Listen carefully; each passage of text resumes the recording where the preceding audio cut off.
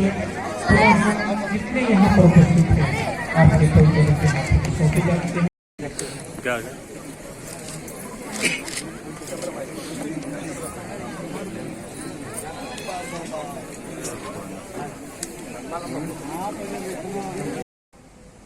झरिया चासनाला खान हादसे में 375 खनिकों ने ली थी जल समाधि, 49वां बरसी पर दी जा रही श्रद्धांजलि।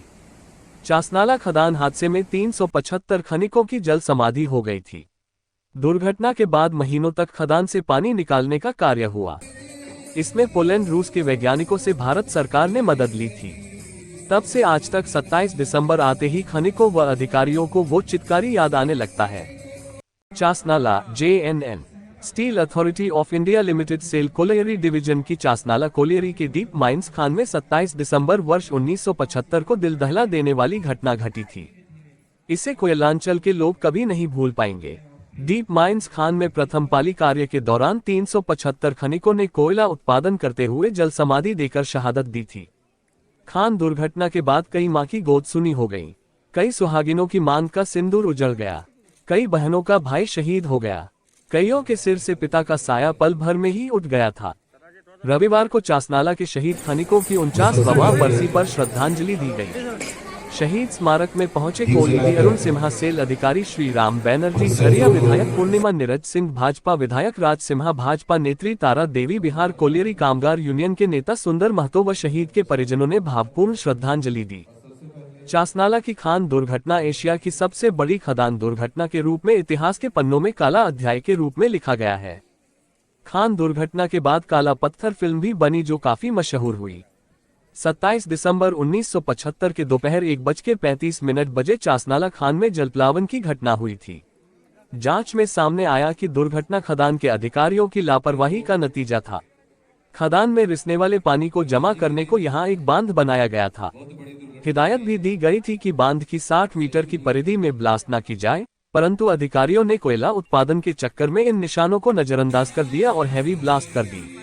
इस कारण 375 खनिकों की जल समाधि हो गई। रिपोर्ट मनोज साव, झरिया।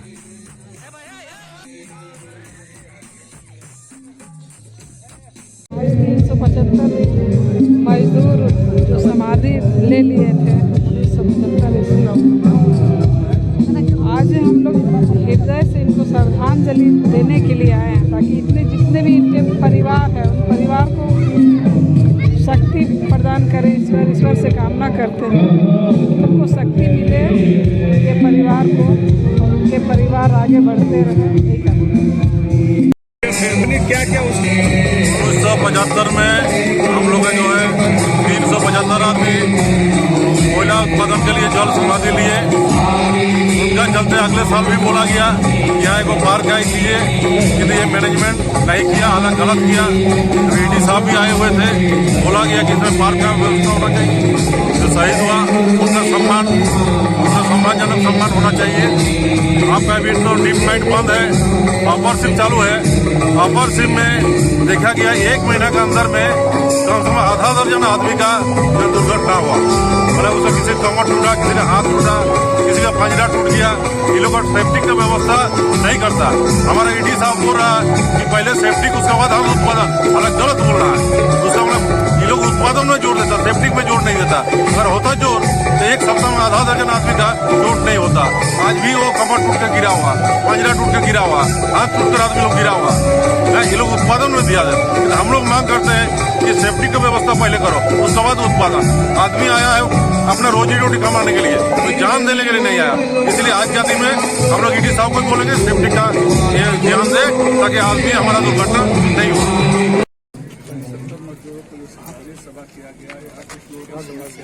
नहीं, ये तो बहुत ही दुखद है और सब लोग यहाँ पे, हम लोग बहुत छोटे थे तब से मुझे ये केस मालूम है और मैं यहीं आसपास में रहता था और मैंने देखा है वो इंसिडेंट को, और वो आज भी मेरे जहन में बहुत अच्छी तरह से बसा हुआ है। और मुझे उस दर्द को और उस समय के टाउनशिप को देख के मुझे याद है आज भी कि लोग कितने सफ़र किए और वो इंसिडेंट में जिन लोग ने भी अपनी जान गंवाई है। और आज जो हमारा वजूद है, आइदर इसको कंपनी जो थी इंडियन आयरन स्टील कंपनी या आज सेल ISP बनपुर है, वो उसका वजूद सिर्फ कोलियरी डिवीजन के चलते ही चला, नहीं तो उस समय हम लोग कोई इम्पोर्टेड कोल भी यूज़ नहीं करते थे।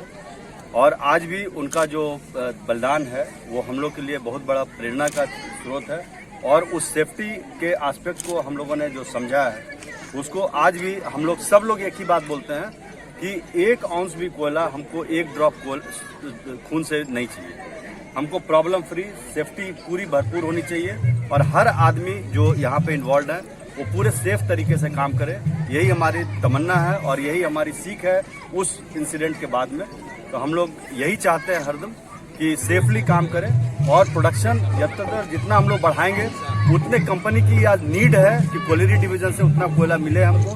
बिकॉज एक चीज सब लोग को पता है कि आज के दिन में इंटरनेशनल मार्केट में कोल का प्राइस कितना है और उसके चलते हमारा फॉरेन एक्सचेंज बहुत ज्यादा जाता है। तो जितना ज्यादा से ज्यादा हम लोग यहाँ से प्रोडक्शन करके और कोयले को बाहर हम लोग अपने प्लांट के अंदर में भेजेंगे तो उतना हमारा बचत होगा, उतना हमारा प्रॉफिटेबिलिटी बढ़ेगा। और सबको पता है कि प्रॉफिटेबिलिटी बढ़ती है तो उसका खर्च हम लोग पूरे अपने जो एम्प्लॉई हैं, अपने स्टेक होल्डर्स हैं, जो आसपास में रहने वाले लोग हैं, उसके ऊपर में खर्च करते हैं। और हमारा जब से मैं आया हूँ 1 साल से लगभग ऊपर हो गया मेरे यहाँ पे आए हुए, और हम लोगों ने बहुत सारी एक्टिविटीज CSR के अंदर में भी शुरू करी है। और जैसा सब लोग का एक डिमांड है कि यहाँ पे रोड बनवाना है, रोड बनेगा। यहाँ के लोग जो रख रखाव है, मेडिकल फैसिलिटीज है, पढ़ाई की फैसिलिटी है, वो सारी चीज़ों पर हमारा ध्यान रहेगा। अदर ध्यान हमारे प्रोडक्शन के ऊपर में जो हमारा ध्यान है उससे भी ज़्यादा ध्यान यहाँ के लोग खुश रहेंगे प्रोडक्शन अपने आप होगा, ये हमारी सोच है। और जिन लोगों ने अपने परिवार से जिन लोगों को खोया है उसके लिए हमारी सहानुभूति है और मैं चाहता हूं कि उनके परिवार के लोग खुश रहें। और ये जो चासनाला या ये पूरे कोयलेरी डिवीजन जो चल रही है उसमें उनका बहुत बड़ा योगदान रहा है और आज हम जो कुछ भी हैं उन्हीं के बदौलत हैं, उनके आशीर्वाद से हैं। भगवान उनकी आत्मा को शांति दें और हम लोग को खुश रखें और उनके पूरे परिवार को खुश रखें, यही हमारी